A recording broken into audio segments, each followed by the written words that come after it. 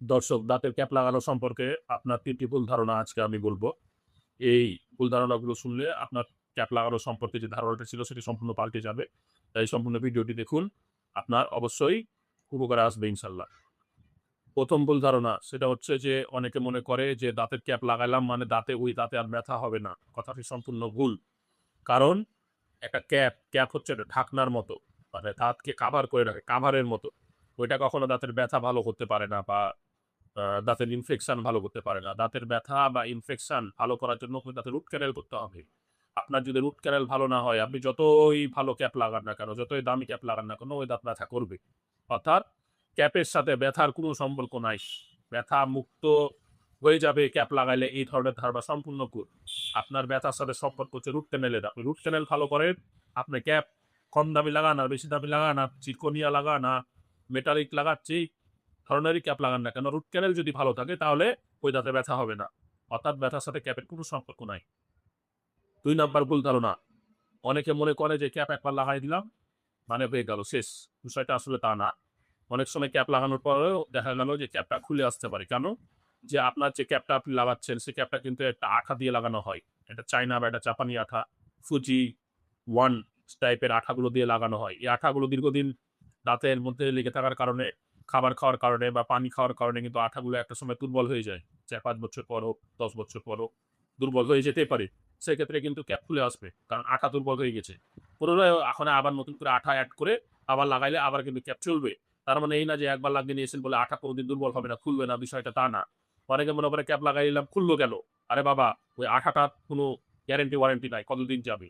কারো ৫ বছর যায়, কারো ২ বছর যায়, কারো ৬ মাস যায়, কারো ১০ বছর যায়, কারো আবার ২০ বছরও যেতে পারে। তার মানে আঠার নির্দিষ্ট কোনো গ্যারান্টি নাই। ক্যাপের গ্যারান্টি থাকতে পারে অনেক সময়, মেটালিক ক্যাপ অনেক সময় থাকে না।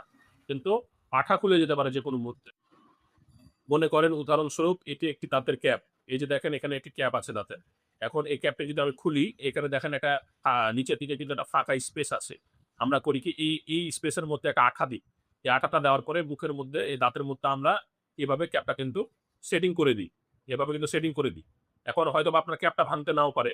কিন্তু এখানে যে আমরা আঠা দিয়ে সেটিং করলাম, এই আঠাটা কোনদিন খুলে যেতে পারে। এই আঠাটার কিন্তু কোনো গ্যারান্টি ওয়ারেন্টি নাই। কোনো ডাক্তার দিতে পারবে না। এই আঠাটা কারো ৫ বছর যেতে পারে, কারো ১০ বছর যেতে পারে, কারো তার আগেও খুলে যেতে পারে। তার মানে আপনার ক্যাপ খুলে যেতে পারে, এই জিনিসটা মাথায় রাখতে হবে যারা ক্যাপ লাগাবেন। অনেকের এটা ভুল ধারণা আছে যে ক্যাপ লাগাই দিলাম আর খুলবে না।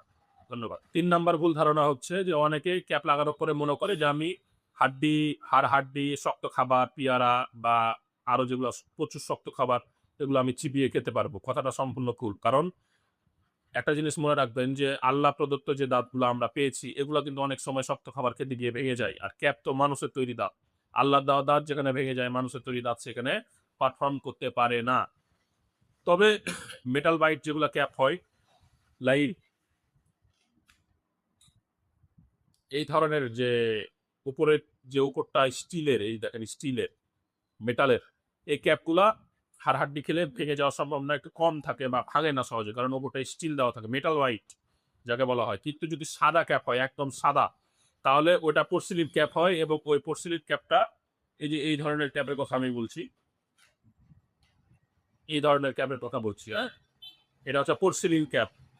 এই ক্যাপগুলো কিন্তু ভেঙে যেতে পারে, কারণ উপরে কিন্তু একটা পোর্সিলিনের অংশ দেওয়া থাকে যেটা একটা সাদা পাউডার দিয়ে হিট দিয়ে বানানো হয় এবং এটা অনেক সময় চটে যায়, মানে শক্ত খাবার খেতে গিয়ে অনেক সময় চটে যেতে পারে।